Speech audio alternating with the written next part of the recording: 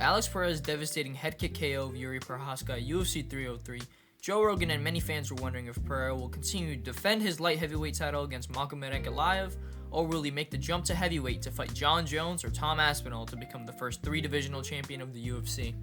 Now, I think a move up to heavyweight and a fight with Jon Jones or Tom Aspinall would be great for Alex Pereira, as a fight with Jon Jones, who is arguably the GOAT of the UFC, would be great for him, and a fight with Tom Aspinall, who is a hungry contender at heavyweight and who people think is the real champ, would also make a great fight for him. And if he were to win either of those fights, he would become the first 3-divisional champion in the UFC, so that would be a big accomplishment in itself. But I don't think him defending his light heavyweight belt one more time would be a bad idea. Now, I think a fight with Magomed Ankalaev could go either way for Pereira, with Pereira either working him with those calf kicks, which eventually lead to a KO, or I could see Magomed Ankalaev just out-wrestling him, keeping it on the ground the whole time, and winning by decision. But if I'm being honest, I see Pereira winning this fight simply because Ankalaev is falling into the weird thing that every fighter does, saying they want to strike with Pereira.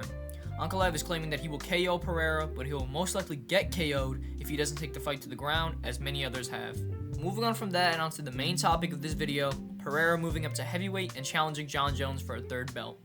Now, this fight would be truly interesting, as I can see a path of victory for both guys. Obviously, Jones has the advantage on the ground, and Pereira has the advantage on the stand-up. But Jon Jones' striking looked very sloppy on his comeback fight against Cyril Gane.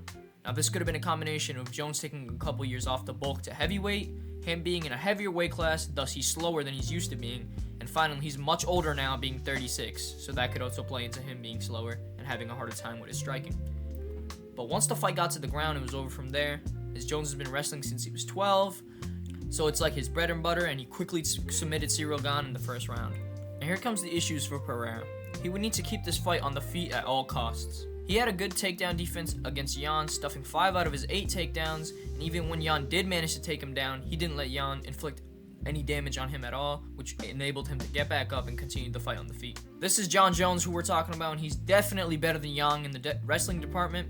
So for Pereira, he would need to be able to stuff Jon Jones' takedown attempts, keep the fight on the feet no matter what, and he would either need to try to get a finish on Jon Jones or try to outstrike him to a decision. Now for Jon, this is a very easy fight for him, because even though Pereira at this point is 2 to 3 years into his MMA career, and his ground game has definitely improved since he started, his ground game is still no match for Jon Jones, as all Jones would need to do would try to get to the fight to the ground no matter what, where he would have the greatest advantage over Pereira. Now, I don't see Pereira being able to limit Jon Jones' damage as he was able to do with Jan to get the win, as he was able to limit the amount of damage Jan could do when he took him down, thus he was able to get back up and outstrike him. So if Jones does manage to get Pereira down, either the fight will be over from there, as Jones will submit him quickly, or Pereira might work on his takedown defense throughout the training camp, so he might be able to get back up, but again, Jones is very aggressive with his wrestling, so he might be able to take him down again, and I don't know how many times Pereira is going to be able to get taken down, get back up, taken down, because getting taken down is very draining, so it might take a toll on his energy levels, and eventually, he might just get submitted by Jon Jones. On to the other passable matchup for Pereira at heavyweight, and that is Tom Aspinall. Now, I'm going to keep this short and sweet. Tom Aspinall would be the worst matchup for Alex Pereira at heavyweight, as Tom can both strike and wrestle, so he could do whatever he wants with Pereira, as he's elite in both. Tom could keep up with Pereira in the striking, and could even manage to knock out Pereira, as he has devastating knockout power, as shown as when he knocked out Sergey Pavlovich. Now, there's always a chance Pereira could knock him out, but we don't know how well his power translates to heavyweight, and if he could still put out these big heavyweights. Although I could see his calf kicks playing into part, where he just keeps calf kicking Tom, and eventually that builds up throughout the rounds. This is only if Tom doesn't manage to take him down. If Tom manages to take him down, the fight will be over from there, because I think Tom could just keep him down. He would not let him get back up, but if he can manage to stay up and keep calf kicking Tom, working that, I could see him knocking Tom out.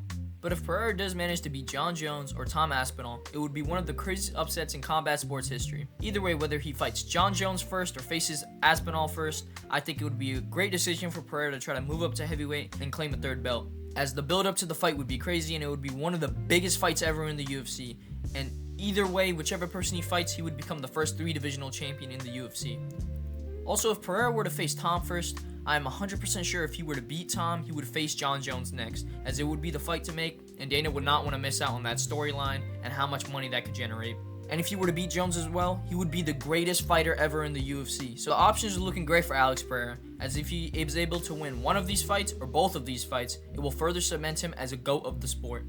Also, a fun fact, did you know that currently Pereira is an underdog in all of these possible fights? I understand Jones and Aspinall, but against Ankalaev, really? I could see Pereira winning that fight fairly easily, especially because Ankalaev for some reason wants to keep that fight on the feet. I could see Pereira knocking him out fairly fast in an abominable fashion as he's done with Yuri, Jamal Hill. That's going to be it for this video. I hope you guys enjoyed the possible fights Alex Pereira could have if he moved up to heavyweight. Make sure to like, comment, subscribe. I really appreciate it. And comment below if you guys think Pereira should move to heavyweight and try to claim a third belt. But that's going to be it for this video. And as always, thanks you guys for watching.